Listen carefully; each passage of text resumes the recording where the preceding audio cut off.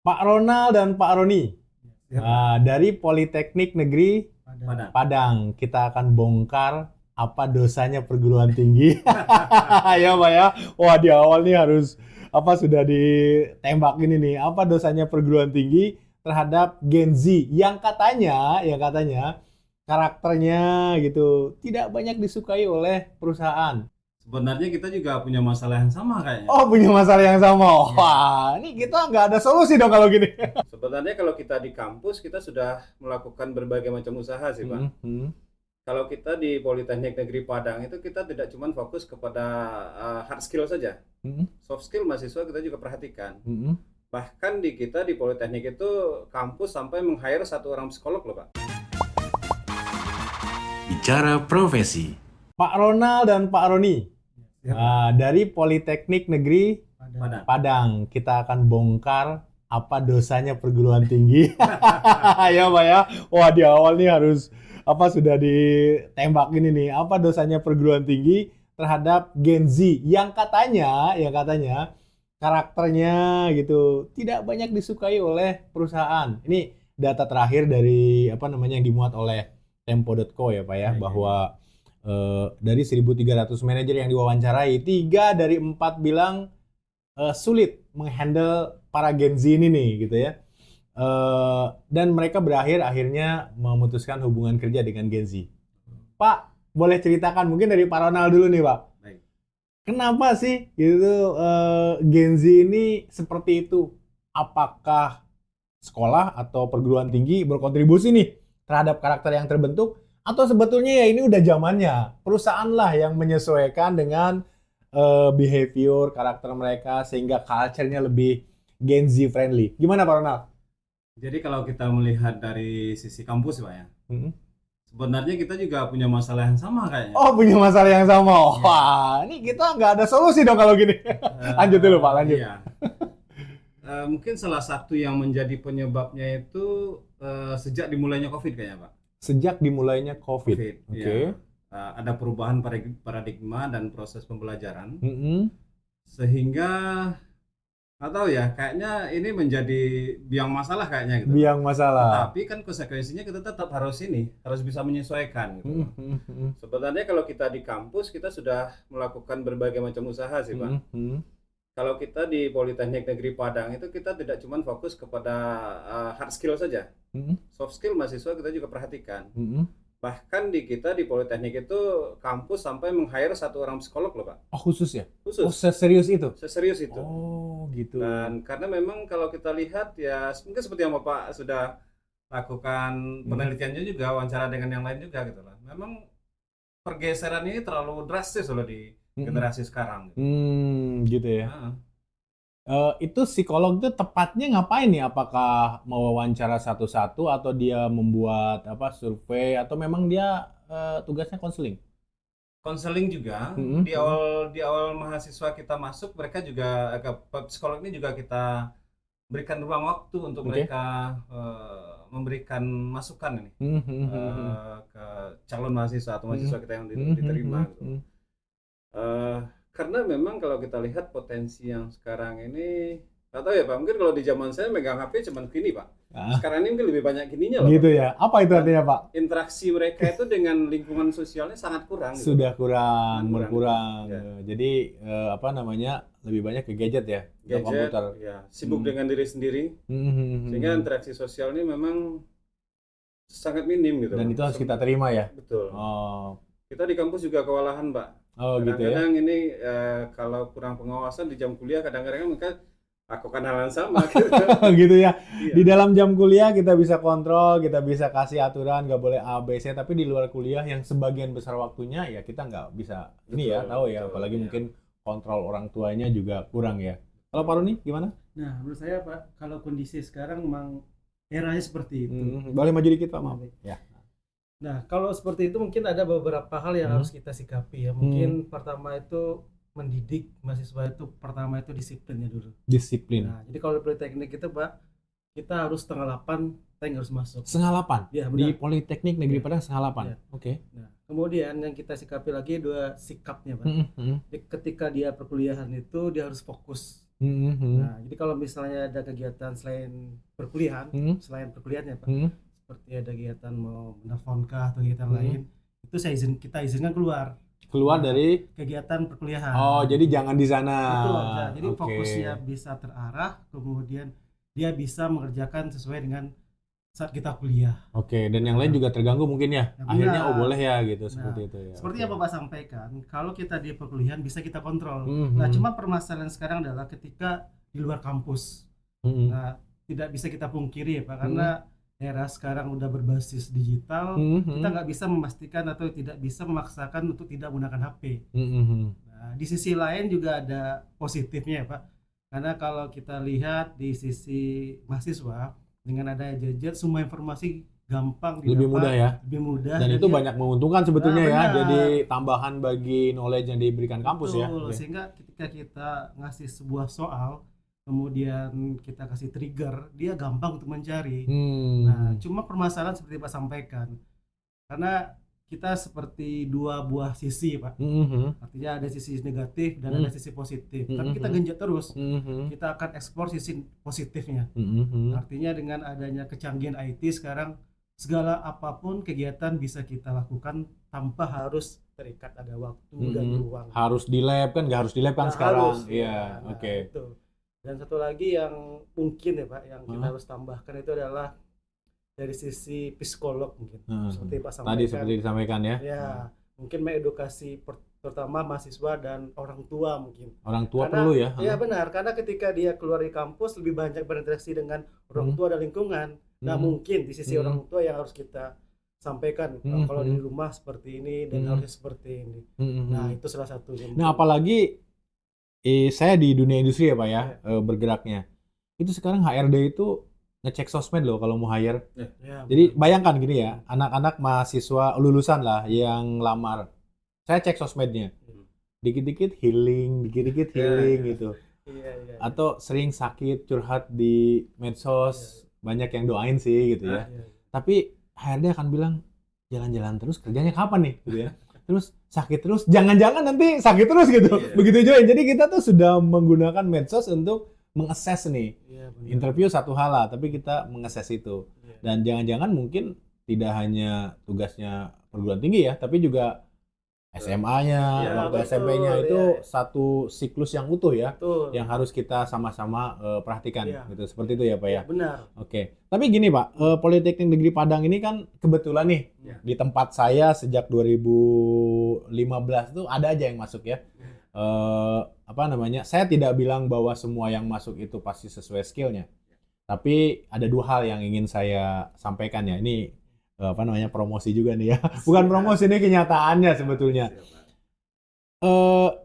Adaptif orangnya gitu kan, dan kecepatan belajarnya tinggi gitu ya. Secara umum itu ya. Jadi saya melihat seperti itu. Nah, saya pengen tanya Pak, berapa persen sih penyerapan lulusannya di dunia kerja atau mungkin sebagai wirausaha? Kalau Bapak ada datanya ya. Ya. Kalau untuk serapan di dunia kerja cukup tinggi Pak. Mungkin kalau kita punya data ada lebih dari 80%. Oh, lebih dari 80%. Karena kalau yang terutama yang di IT Pak ya, konsentrasinya kebetulan alumni kita banyak itu dari Jakarta ini loh Pak. Oh gitu. Iya. Oh, keren sekali Karena ya. memang mungkin tipikal orang Minang, dia perantau gitu Pak. Apalagi ini teknologi IT atau perusahaan IT di Sumatera Barat sendiri kan tidak terlalu banyak. Sehingga memang salah satu pilihannya adalah ke sini. Mungkin sebagian mereka di Padang itu ya masuk mengisi di pemerintahan. Oh, pemerintahannya. Jadi ASN ya. ASN, Oke, gitu. oke gitu. Yang buka usaha juga ada. Buka usaha ada. Usaha IT umumnya atau yang lain? Karena gini Pak, kayaknya setiap perempatan itu ada warung nasi Padang gitu. Ya. Atau masakan Padang gitu ya. Ya. Kalau bicara ke Tanah Abang itu banyak penjual-penjual. Kayaknya wirausahanya itu kental sekali nih. Apakah itu budaya, berusahalah dibandingkan bekerja, atau seperti apa mindsetnya yang Betul, Bapak tahu? Jadi memang mungkin salah satu budayanya. Karena di Padang ini sumber daya alamnya kan tidak banyak Pak. Jadi kita memang harus dari dulu mungkin diajarkan merantau. Oke. Kalau untuk bidang usahanya ya kalau yang di alumni kita sendiri banyak di IT juga ada. Di Jakarta ini juga ada yang cukup besar nih Pak, yang ini yang bukan di IT sih, di kuliner dia. Kuliner. Siapa, Pak? Makciak mungkin pernah dengar. Oh, Makciak ada di bawah juga. Ya, dia bikin Itu ininya di cabangnya sini. luar biasa ya. Ya, dibikin dapurnya sini loh Pak. Oh, di mana? Yang dekat sini. Oh, deket sini juga. Oh, Nah, gitu. ini dapurnya dia yang untuk seluruh, katanya kemarin kita ketemu, tadi malam kita ketemu. Sampai dengan sekarang dia sudah punya 50 cabang. 50 cabang. Iya, enak kok makannya. Dan dapurnya satu yang di sini. Dapurnya satu yang di sini. Ya, Berarti jadi dia sebar ya. memasok Ke outlet-outlet ya. Jadi dia menjaga bagaimana cita rasa masakannya itu tidak berubah. Iya, itu agak beda dengan banyakan di pinggir jalan gitu ya. Iya. Oh, seperti itu. Oh, jadi banyak yang kuliner, tapi Iya. ada juga yang Di IT ada yang juga. di IT ya. Kalau di IT, Pak, ada nggak benchmark teman-teman mahasiswa nih mau jadi siapa nih lulusan sini sukses di IT atau kebanyakan profesional yang bekerja Kalau benchmark memang dari lulusan Politeknik Negeri Padang ya? kalau yang di lulusan kita yang punya usaha itu memang baru beberapa sih. Tapi alhamdulillah mereka juga fasilitasi junior mereka untuk bisa mungkin magang di Bisa sana, masuk bekerja di sana magang juga gitu. Oh, gitu-gitu ya. Oke. Jadi kalau memang salah satu kiblatnya memang ke daerah Jakarta ini loh Pak.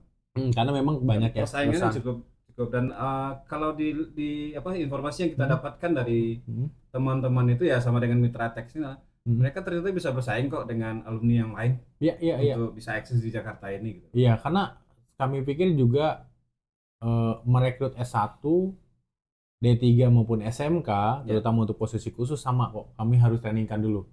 Jadi tadi yang saya sampaikan bahwa yang kami ukur adalah adaptasinya sama kecepatan belajar itu menentukan kami rekrut atau tidak, biasanya seperti itu, Pak. Oke. Berikutnya, Pak. Tadi psikolog ya, di hire khusus untuk sebetulnya mungkin bukan untuk memperbaiki Gen Z ya, karena memang udah zamannya, tapi minimal membantu mereka tahu posisi lah.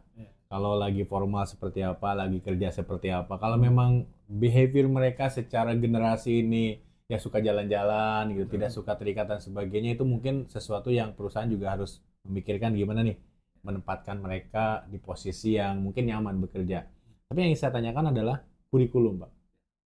Ada kurikulum khusus nggak yang dilakukan atau yang diberikan oleh Politeknik Negeri Padang kepada mahasiswanya? Karena kita tahu, saya ketemu banyak universitas yang mereka bilang, iya Pak, kurikulum kita udah rigid, 4 tahun atau 5 tahun sekali baru kita boleh modifikasi. Itu pun sudah ada aturannya. Aspek apa Pak yang membuat mereka kemudian menjadi minimal lebih mudah diterima di industri? Atau punya bekal untuk wirausaha? Karena seperti saya sampaikan tadi, kok lulusan degree manapun termasuk SMK bagi saya sama aja gitu, harus mentrainingkan dulu gitu. Malah saya sampaikan tadi, wah kecepatan teman-teman dari Politeknik Negeri Padang untuk beradaptasi dan belajar itu bagus nih. Jadi saya sering ngambil dari sana. Kira-kira ada pelajaran khusus, Pak? Kalau di kita sih mungkin sama sih sebenarnya, sama sih sebenarnya untuk kampus. Apalagi kan sekarang di kementerian juga ada program yang Merdeka Belajar gitu. Merdeka Belajar. Jadi memang kita support terkait dengan kegiatan itu. Nah, mungkin salah satu penyebab yang Gen Z itu Pak, karena di pola pembelajaran sekarang juga dibebaskan ke mereka. Iya. Mereka mau mungkin ngambil kuliah setengah atau 1 semester di kampus mana saja bisa. Mereka mau magang di mana saja bisa, sampai ke luar negeri juga bisa, dan itu difasilitasi oleh kementerian gitu. Dan magang full 1 semester pun itu udah dianggap sebagai mengambil kredit tertentu gitu ya. Sudah diakui 20 SKS-nya gitu. Kemudian di kita juga ada program mata kuliah kewirausahaannya juga. Ada juga ya. Ada Pak, karena memang ya salah satu yang itu tadi Pak, masyarakat Minang ini memang kebanyakan dia jadi akhirnya nanti dia kita arahkan juga untuk bikin usaha sendiri. Nah, itu yang saya tahu sih itu, karena banyak sekali nih orang Minang ini kok wirausaha gitu ya, ada kuliner salah satunya. Tapi ngomong di sana ada rumah makan Padang nggak sih Pak? Ini semua masakannya Padang kan?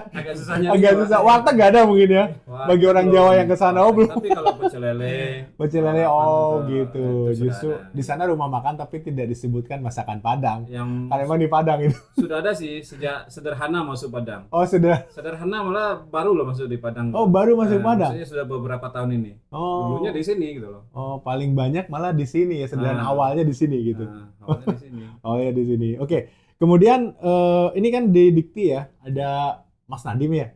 Ya. Pengaruhnya apa sih Pak buat industri, bukan industri, maksudnya pendidikan gitu. Dia kan entrepreneur gitu kan. Mungkin mindset dari sisi pembelajaran di sekolah atau perguruan tinggi atau kuliah itu kan memberikan insight baru. Ada dampak yang cukup signifikan nggak kira-kira? Sangat berdampak kalau saya lihat. Karena Mas Nadiem sangat mendorong kampus ini dekat dengan industri, apalagi kita di vokasi kan. Buktinya yaitu tadi magang 6 bulan itu sudah satu keharusan. Oh harus ya, wajib berarti ya? Kalau kita di vokasi harus magang 1 semester. Kemudian kita juga harus bikin seperti TEVA, kemudian proses pembelajarannya juga banyak yang project based learning atau case method. Ya, itu kan salah satu yang meniru bagaimana industrinya gitu loh. Apakah industri dibawa ke kampus atau kampus yang harus mendatangi industri. Yang dilakukan Politeknik Negeri Padang apa Pak? Kita lakukan semuanya Pak. Oh semuanya. Oke. Kita bikin TEVA juga. Terus kita juga ada kunjungan-kunjungan ke perusahaan-perusahaan, termasuk kita kirim seperti yang sekarang ini mahasiswa kita magang di beberapa macam perusahaan IT di salah satunya di Jakarta ini. Ini untuk memberikan wawasan dan pengalaman bagi calon alumni kita gitu.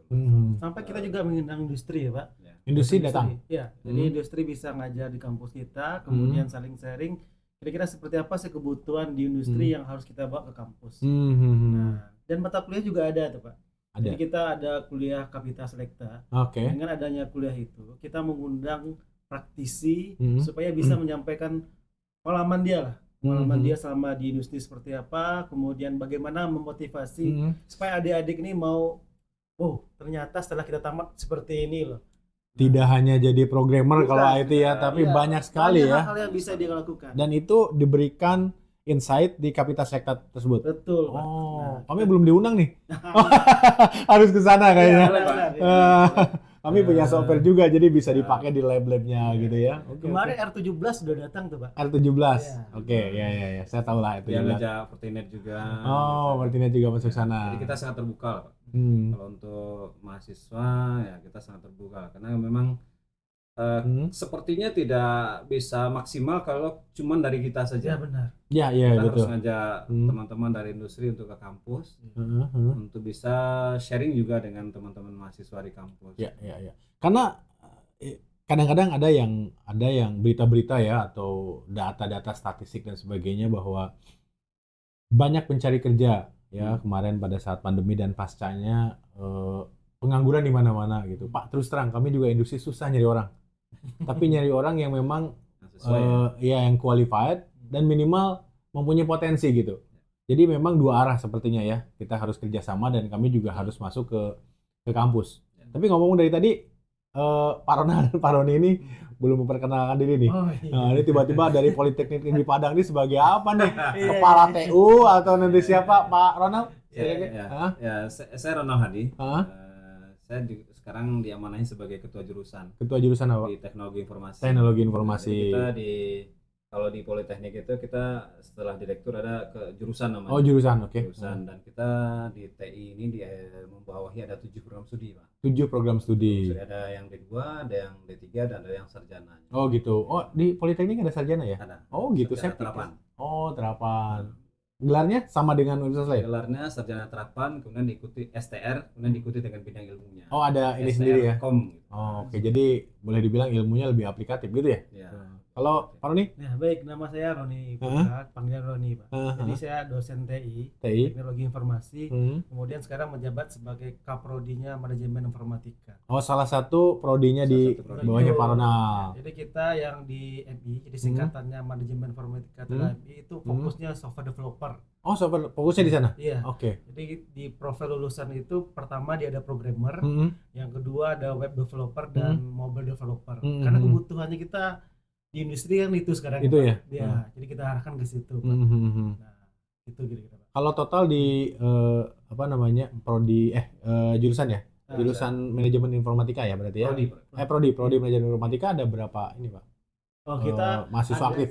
Nah untuk aktif di tahun 1, 2, dan 3 itu satu angkatan itu ada 3 lokal, Pak. Satu angkatan 3 Nah, lokal. benar. Jadi Hmm. satu lokal itu ada 28. Jadi Betul. maksimal kita hanya 28 sampai 30. Rata-rata itu 28 satu Per angkatan. per angkatan. Kali Per lokal. Jadi 4 kali 3 ya.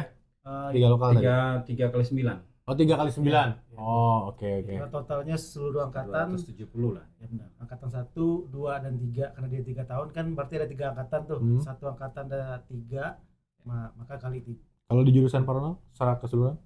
Kalau di TISA keseluruhan ada 4 Perkiraan aja rapi. sekitar 500. 500 mahasiswa aktif. Mahasiswa aktif. Jurusan TI meluluskan berapa orang setiap tahun? Ini kan angkatan kerja ya. Ya. Ya mungkin perlu dilihat juga oleh teman-teman yang ada di industri ya, supaya nanti tidak sulit juga nyari orang. Kira-kira berapa, Pak? Sampai 200. 200 tahun. Dan itu tadi penyerapannya lebih dari 80%. Wah, luar biasa sekali, Pak. Gimana nih kalau industri atau perusahaan-perusahaan lah, terutama yang bergerak di bidang software atau IT secara keseluruhan, ingin bekerja sama, kan tadi Bapak habis di sini ke tempat lain lagi kan? Kemana, Siap. Pak? Ke Daihatsu. Daihatsu. Berarti ada teman-teman juga mahasiswa Ya. di sana ya, magang ataupun Ya. lulusan di sana ya. Gimana kalau mau kerja sama nih? Karena kan lebih banyak industri yang ini lebih banyak pilihan dong buat mahasiswa. Mau gimana, Pak, kira-kira? Ya, kalau kita untuk kerjasama sangat terbuka, Pak. Jadi salah satunya agenda kita ke sini ini ya, mungkin kalau bisa kerjasama nanti kita mungkin tuangkan dalam bentuk MOU, nanti kita bisa fasilitasi Bapak ke kampus, nanti Bapak juga mungkin bisa fasilitasi teman-teman mahasiswa ke sini dan juga mungkin dosen ke sini. Ya. Kita sangat terbuka, Pak. Oh ya, industri seperti kami pasti membutuhkan, Pak. Cuman mungkin tidak bisa ditampung di sini semua, Pak ya. Siap. Kami juga ada banyak perusahaan-perusahaan, ada asosiasi seperti Ya. Asosiasi Piranti Lunak Ya. Indonesia, Aspiluki, juga saya tergabung di Starfindo, Mungkin Startup bisa dibantu Indonesia. itu, Pak. Mungkin bisa dibantu kita komunikasi dengan teman-teman Oh, di boleh. Justru sesi ini kan Siap. selain rekan-rekan dari Politeknik Negeri Padang ini terekspos juga, Siap. ternyata memang tidak hanya industri loh yang butuh angkatan kerja yang Ya. memang punya skill atau minimal tadi punya kemampuan adaptasi dan kecepatan tinggi dalam belajar, juga mungkin kampus juga kita bisa fasilitasi. Nah, nanti saya coba kenalkan ya, Pak ya. Ya, kadang-kadang kan kita juga butuh nih, Pak. Kalau penerapan ilmu atau teknologi kan biasanya di industri lebih cepat, Pak. Lebih cepat, betul. Mungkin bisa nanti teman-teman dari industri sharing dengan mahasiswa kita di kampus. Ya. Kita bisa boleh. fasilitasi apakah nanti mau datang ke Padang ataupun mungkin online juga kita bisa bantu. Ya. Oke. Siap, Pak. Kemudian untuk rekrutmen, Hah? kita juga fasilitasi pihak perusahaan untuk ke kampus, Pak. Oh, datang ke kampus ya. Nah, boleh ke kampus. Apa disebut kampus hiring gitu di Ya, sana bisa. langsung? Sharing bisa atau direct selling juga Ada bisa. direct selling juga Beres, Pak. bisa. Beres. Oh, gitu. Kita juga bisa bantu nanti mungkin ada teman-teman dari kampus lain di Padang juga kita bisa bantu fasilitasi. Oke, masuk propertis berapa berarti? 10. Ini swasta kan LLDT. maksudnya? Oh, LDT ya, bukan Kalau negeri ya sekarang maksudnya? ini negeri itu juga di bawah LLDT loh, Pak. Oh, sama ya jadi ya? Kita Oh. misalnya mengusulkan pendirian prodi baru harus lapor LLDT dulu. Oh, harus lapor di sana. Oh. Kalau dulu kan memang Kopertis. Aha. Kopertis kan memang swasta. Sekarang kan sudah diganti. LLDT namanya. LDT ya. Lembaga Layanan Pendidikan Tinggi. Oke, siap. Jadi ini saya tertarik banget untuk untuk mengadakan sesi ini nih. Kita diskusi tidak hanya dengan saya aja sebagai salah satu perusahaan mungkin yang ada mahasiswanya di sini yang magang maupun kemarin-kemarin ada yang kerja di sini, tapi saya ingin share juga nih ke teman-teman lain bahwa ada perguruan tinggi sebenarnya yang aktif juga ya, yang memang memikirkan nih mahasiswanya kemana, atau bahkan pada saat masih jadi mahasiswa, industri itu sudah harus berkontribusi nih gitu ya, memberikan insight gitu ya, gimana sih nanti di dunia kerja dan sebagainya gitu. Oke Pak, saya ingin sampaikan nih, saya ingin Bapak menyampaikan, Pak Ronald dan Pak Roni nih masing-masing lah nanti gantian. Kira-kira ya, buat pertama adalah buat industri, buat perusahaan-perusahaan, terutama TI kan berarti perusahaan-perusahaan IT. Ya. Apa yang perlu mereka lakukan untuk bisa mendapatkan mahasiswa-mahasiswa berprestasi nih atau calon-calon angkatan kerja nih dari universitas atau dari perguruan tinggi. Kemana mereka harus ngobrol nih? Apakah kontak ke siapa biasanya atau bursa kerja dan lain-lain, itu satu. Yang kedua adalah ke mahasiswa-mahasiswa atau calon mahasiswa. kan Politeknik Negeri Padang ini kan pasti di sekitarnya itu ada lingkungannya. lingkungan, masyarakat juga tidak hanya sendirian dong. Sekolahnya. Apa kelebihannya dan kenapa calon-calon mahasiswa atau lulusan SMK, SMA nantinya perlu memilih atau lebih baik memilih Politeknik Negeri Padang, gitu ya? Mungkin salah satu silakan Ya. satu-satu. Jadi kalau kita kalau saya melihat Pak ya, yang paling penting itu sekarang ini kan kolaborasi. Kolaborasi. Jadi kampus tidak akan bisa jalan sendiri. Industri juga pasti akan butuh lulusan dari kampus. Dan mahasiswa juga butuh industri dengan kampus. Ya. Dan itu memang harus harus sinkron gitu loh. Dan Politeknik Negeri Padang kita memang punya banyak jurusan dan prodi. Kita total sekarang punya 36 prodi loh Pak. 36 prodi. Oke. Jadi kalau mahasiswa aktif kita sekarang ini 7.000. 7.000. Untuk seluruh prodi ya. Itu satu lokasi tadi. Satu lokasi. Satu lokasi. Nah, dan kita sangat konsen untuk pengembangan itu. Buktinya salah satunya ya kita datangi industri-industri yang sangat sesuai dengan kita, yang bisa menerima kita, dan sangat berharap memang perusahaan-perusahaan bisa menerima kita gitu. Karena kalau tidak seperti itu kita tidak dapatkan informasi. Seperti apa perkembangan sekarang yang ada di dunia kerja. Dan kita sangat terbuka terkait dengan kurikulum. Kita sangat ingin untuk mendapatkan masukan dari industri terkait dengan kurikulum kita. Kita siap untuk merubah kurikulum. Kalau sebenarnya untuk kurikulum sih Pak bebas sih untuk merubah sesuai dengan kebutuhan kita dan sesuai dengan kebutuhan industri. Oh, bisa disesuaikan bisa. Ya? Oh, gitu. Ya. Dan tidak terlalu terpaku dengan waktu yang 4 atau 5 tahun tadi gitu. Oh, gitu. Sebenarnya bisa diubah ya. Bisa. Dan biasanya kita sering minta masukan ke mahasiswa atau alumni kita. Kira-kira nih yang ini nih masih diperlukan dan nih mata kuliahnya di industri. Kalau enggak kita siap tutup, bisa siap ganti. Contohnya misalnya bahasa pemrograman ya. Bisa, kalau memang ya. di industri sudah sedikit demand-nya, kita tinggal ganti yang lain gitu ya. Mungkin kalau di zaman saya kuliah dulu mungkin pakai Pascal atau Pascal. mungkin sekarang Sudah nggak lagi ya. gitu, Pak. Iya, Pasti udah nggak ada yang kita tetap. pakai. Gitu. Karena kalau seandainya kita tidak beradaptasi, ya alumni kita nanti nggak akan bisa bersaing juga kan.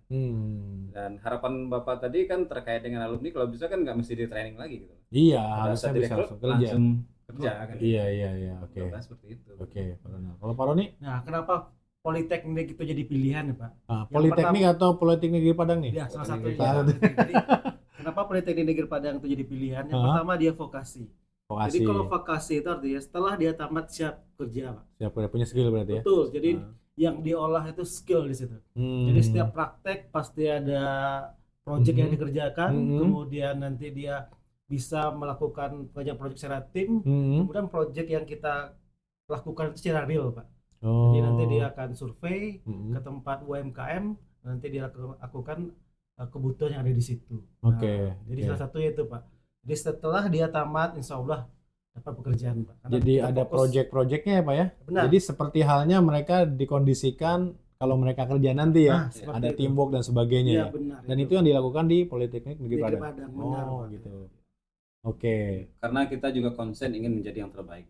Oh gitu. Siap. Luar biasa sekali. Kenapa direktur juga mengamalkan itu. Oh gitu ya. Oke, mudah-mudahan dari sesi ini kita bisa menyampaikan tidak hanya terkait dengan peranan perguruan tinggi terhadap lulusan yang berkualitas ya Pak. Ya. Tapi juga tadi titipan saya mungkin ya seperti Politeknik Negeri Padang ya terpikir harus ada psikolog untuk sedikit berkontribusi terhadap mungkin penyesuaian, bukan berubah Gen Z ya, tapi penyesuaian mereka atau memahamkan mereka mahasiswa supaya tahu kondisi di mana kita profesional, di mana kita urakan gitu. Kalau memang ada yang gitu, di mana kita melakukan semua hal berdasarkan passion sendiri, karena kadang kerjaan didapat tidak sesuai passion. Ya, tapi kalau itu tidak sinkron kan bisa mengganggu juga. Nah, mudah-mudahan sukses Pak Politeknik Negeri Padang, dan saya yakin kedepannya kita bisa berkolaborasi lebih lanjut ya Pak. Kalau untuk bursa kerja atau apanya mungkin nanti kita bisa taruh di ini ya, di deskripsi kita, sehingga nanti kalau ada yang mau menghubungi Pak Ronald atau Pak Roni bisa lebih banyak lagi industri yang tertarik. Siap. Oke, terima kasih banyak Pak. Semoga sukses Pak Ronald dan Pak Roni. Ya, terima kasih.